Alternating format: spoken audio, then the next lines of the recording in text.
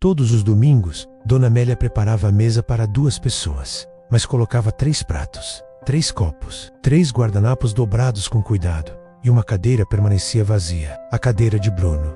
7 anos. 7 anos desde que seu filho saiu de casa, após a discussão terrível com o pai. 7 anos desde que Roberto gritou: "Saia da minha casa se não gosta das minhas regras." E Bruno gritou de volta: "Vou sair e nunca mais volto." E cumpriu a promessa. Amélia servia o almoço em silêncio. Roberto comia em silêncio. Entre eles, a cadeira vazia falava mais alto que qualquer palavra. Eram apenas eles 2 agora, envelhecendo juntos numa casa grande demais, cercados pelo fantasma de um filho que escolhera desaparecer. "A lasanha tá boa", Roberto comentou. "Como fazia todo domingo." "Obrigada", Amélia respondia. "Como fazia todo domingo." E olhavam para a cadeira vazia como faziam todo domingo. Naquele domingo específico, algo diferente aconteceu. Amélia estava guardando as sobras quando parou, olhou para a cadeira e disse: "Chega." Roberto levantou os olhos do jornal. "O quê?" 7 anos, Roberto. "Nosso filho está vivo na mesma cidade e nós fingimos que ele morreu. Essa cadeira vazia não é homenagem, é punição. Para todos nós." Roberto dobrou o jornal lentamente. "Foi ele quem escolheu sair. E foi você quem o expulsou. E fui eu quem não impediu. Todos nós falhamos. Mas a pergunta é: vamos morrer assim? Velhos? Sozinhos? Teimosos?" Amélia tirou o avental. "Onde você vai?" "Buscar nosso filho. Antes que seja tarde demais." A porta fechou. Roberto ficou sozinho na mesa. Pela primeira vez em 7 anos, olhou realmente para a cadeira vazia e percebeu que não estava vazia. A cadeira estava cheia. Cheia de arrependimentos, de palavras não ditas, de amor transformado em teimosia. Cobriu o rosto com as mãos e sozinho chorou. Bruno morava num apartamento pequeno e organizado. Trabalhava como designer. Vivia sozinho.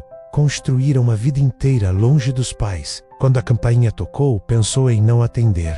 Nunca recebia visitas, mas algo o fez abrir a porta e congelou. Dona Amélia estava ali, mais velha, mais grisalha, mais curvada, mas com o mesmo olhar firme. "Mãe, posso entrar?" 7 anos de ausência pesavam como uma montanha entre eles.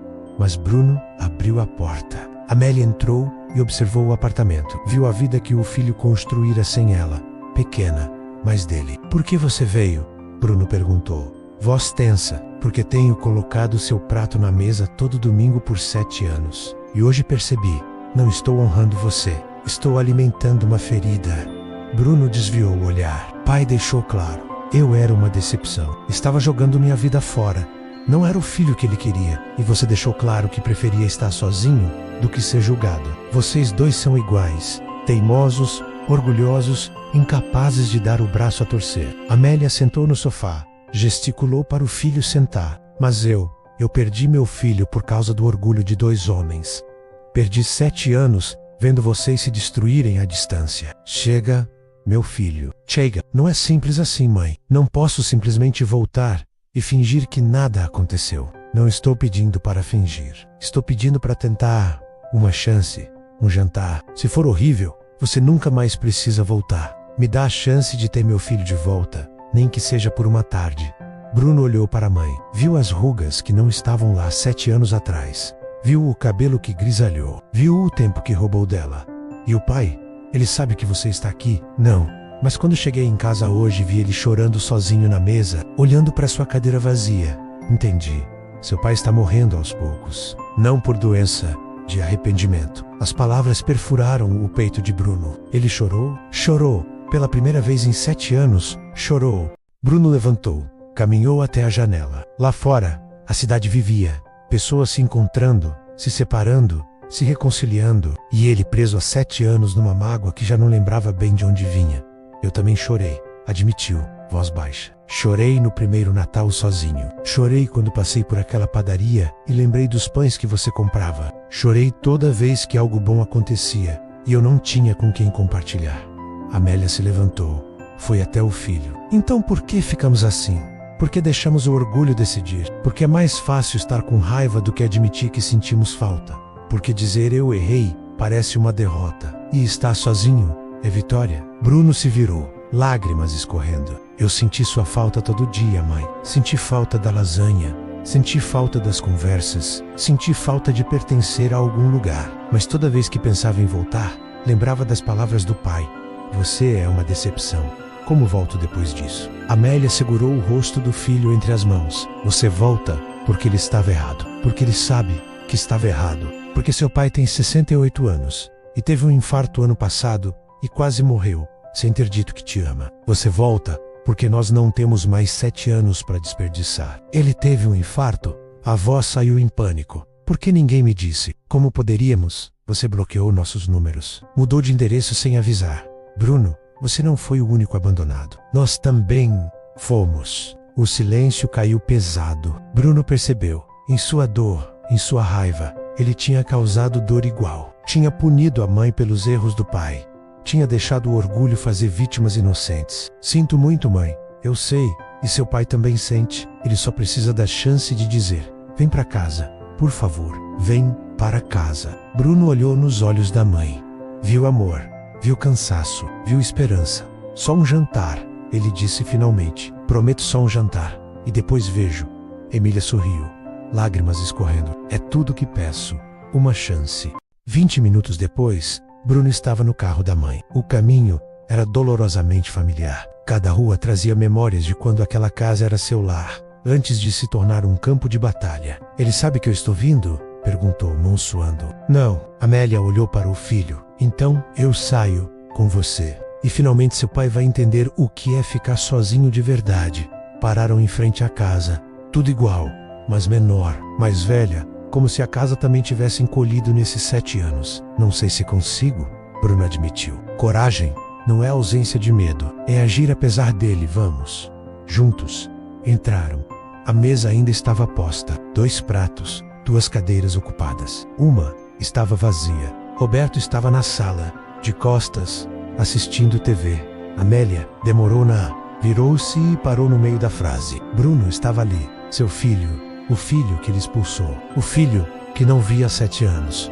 Pai e filho se encararam. 7 anos de silêncio gritando entre eles. Roberto ficou de pé lentamente, como um homem velho que realmente era, mas que Bruno ainda lembrava jovem e forte. Bruno, pai. Ninguém se moveu. O relógio marcava os segundos que pareciam horas. Amélia segurou a respiração. Então Roberto deu um passo, trêmulo, inseguro. A voz falhou. Tentou de novo. Eu estava errado. Sobre tudo. Sobre você. Sobre o que disse. Você não é uma decepção, filho. Eu é que fui. Fui uma decepção como pai. Me perdoa. Eu errei. Roberto abriu os braços. Não como ordem, mas como uma súplica. Bruno olhou para o pai. Viu o homem que tinha sido seu herói na infância. Viu o homem que tinha sido seu algoz na juventude. E viu o homem velho e quebrado, que estava diante dele agora, pedindo uma segunda chance. Bruno atravessou a sala e se deixou abraçar. O abraço foi apertado, desesperado. Roberto segurava o filho como se ele fosse desaparecer de novo. E chorava. Chorava alto, sem vergonha. Senti tanto sua falta, filho. Tanto. Eu também, pai. Eu também. Sentaram-se à mesa. Bruno na cadeira que fora sua por tantos anos. A cadeira que ficou vazia por 7 anos. Roberto não conseguia parar de olhar para o filho, como se precisasse confirmar que era real. Você está mais magro, ele disse. Você está mais velho, Bruno respondeu, mas sorriu. Touché. Eles riram. Amélia serviu a lasanha, a mesma lasanha de sempre. Bruno colocou na boca, e o sabor trouxe tantas memórias que seus olhos arderam. Continua perfeita, mãe. Sempre fiz para você, todo domingo. Mesmo você não estando aqui. Comeram em silêncio por alguns minutos. Não era silêncio desconfortável. Era o silêncio de quem está processando, curando, reconstruindo. Como tem sido sua vida? Roberto perguntou finalmente. E pela primeira vez em 7 anos, Bruno contou. Falou do trabalho, dos projetos, das dificuldades, das conquistas. E os pais ouviram. Realmente ouviram. Sem interromper, sem julgar, sem corrigir. Parece que você construiu uma boa vida, disse Roberto. Construí, mas estava incompleta. Faltava isso aqui. Apontou para a mesa, para eles. Faltava família. Roberto limpou os olhos com as costas da mão. Sobre o que eu disse. Naquele dia, pai, não precisa. Preciso dizer. Chamei você de fracassado. Disse que estava desperdiçando sua vida. Mas a verdade é que eu tinha medo. Medo que você escolhesse um caminho diferente do meu e fosse feliz. Porque isso significaria que meu caminho, meus sacrifícios, Talvez não fossem os únicos certos, e em vez de celebrar sua coragem, tentei destruí-la. Você não destruiu nada, pai. Destruí 7 anos, 7 anos que podíamos ter tido juntos. 7 aniversários, 7 natais, 7.000 momentos que perdi por orgulho. Bruno segurou a mão do pai sobre a mesa. Então não perdemos mais nenhum. Que tal isso? Roberto apertou a mão do filho. Você volta domingo que vem? Bruno olhou para a mãe, que segurava as próprias mãos em oração silenciosa. Olhou para o pai, vulnerável e esperançoso. Olhou para a mesa, a casa, o lar que tinha sido seu. Volto, todo domingo, eu prometo. E a cadeira, finalmente, não estava mais vazia. 3 meses depois, Bruno chegava todo domingo às 2 em ponto. Não era fácil. Alguns domingos foram difíceis, conversas dolorosas e ajustes constantes. Aprenderam a não pisar em velhas feridas, enquanto elas ainda curavam. Mas estavam juntos, e descobriram que estarem juntos era mais importante do que estarem certos. Uma tarde, Bruno e Roberto ficaram sozinhos na varanda. Amélia tinha ido deitar, cansada. Sabe o que me assombrou esses 7 anos? Roberto disse. O que, pai? A última imagem que tive de você. Sua cara de ódio quando saiu batendo a porta. Passei 7 anos vendo aquela cara todo dia antes de dormir. E pensando, e se essa for a última memória que ele tem de mim também? Não é mais. Agora, quando penso em você, penso nisso. Penso nós dois aqui, em paz. Roberto acenou, emocionado. Quando tive o infarto, no hospital, achei que ia morrer. E meu único pensamento foi, vou morrer e meu filho não vai saber. Não vai poder se despedir. Não vai poder ouvir que eu o amo. Me ouviu dizer? Bruno perguntou. Que você me ama. Ainda não. Então estou dizendo agora, eu te amo, pai. Com todas as suas falhas, com todo o nosso passado difícil. Te amo. Roberto chorou abertamente. Eu também te amo, filho. Sempre amei. Só não soube mostrar do jeito certo. Ficaram em silêncio, olhando o jardim que Amélia cuidava com tanto carinho. 7 anos, Roberto murmurou. 7 anos desperdiçados, não desperdiçados, necessários. Precisei desses 7 anos sozinho para entender o valor de ter família. E você precisou deles para aprender a me aceitar como sou. A filosofia é bonita, mas ainda preferia ter esses anos de volta. Eu também, pai. Mas já que não podemos, vamos fazer valer os que ainda temos. Roberto sorriu, levantou. Vou ver se sua mãe precisa de algo. Fica aí. Aproveita o sol. Quando o pai entrou, Bruno olhou para a casa, para o lar, e agradeceu. Agradeceu à mãe, que teve coragem. Agradeceu ao pai, que teve humildade. E agradeceu a si mesmo por ter aceitado voltar. A cadeira não estava mais vazia, e nunca mais estaria. 3 pessoas, uma mesa, uma cadeira vazia por 7 anos. Parece simples, mas não é, porque a cadeira vazia não é sobre móveis ou pratos extras. É sobre o preço que pagamos quando transformamos amor em orgulho. Quando trocamos presença por teimosia, quando decidimos que está certo, vale mais que estar junto. Bruno e Roberto perderam 7 anos, por causa de uma discussão que nenhum dos dois conseguia lembrar direito. 7 anos em que poderiam ter rido juntos, carado juntos, vivido juntos. E tudo por quê? Porque nenhum dos dois quis ser o primeiro a dar o braço a torcer. Porque o orgulho masculino é uma prisão que ambos escolheram habitar. Mas foi Amélia, a mãe, que sofreu em silêncio. Quem teve a coragem que faltou aos homens. Ela que preparou 3 pratos por 7 anos. Ela que manteve a esperança acesa quando a lógica dizia para desistir. Ela que finalmente disse chega e foi buscar o filho. Porque às vezes, alguém precisa ser corajoso o suficiente para quebrar o ciclo. A verdade dura é que essa história se repete em milhares de lares. Pais e filhos que não se falam. Mães que choram em silêncio. Cadeiras vazias que poderiam estar ocupadas se alguém tivesse coragem de dizer eu errei ou eu te perdoo. E enquanto esperamos esse momento perfeito de reconciliação, os anos se passam. As pessoas envelhecem. Infartos acontecem. E um dia, a cadeira vazia deixa de ser escolha e vira realidade permanente. Quantos anos você vai deixar passar? Quantos domingos vazios são necessários para que o orgulho finalmente perca sua força?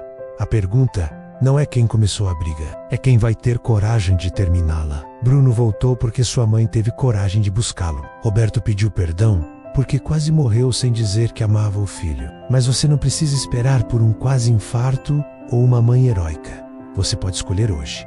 Pode pegar o telefone, pode bater na porta, pode sentar na cadeira, porque no final, quando sua vida passar diante dos seus olhos, Você não vai lembrar das discussões que venceu.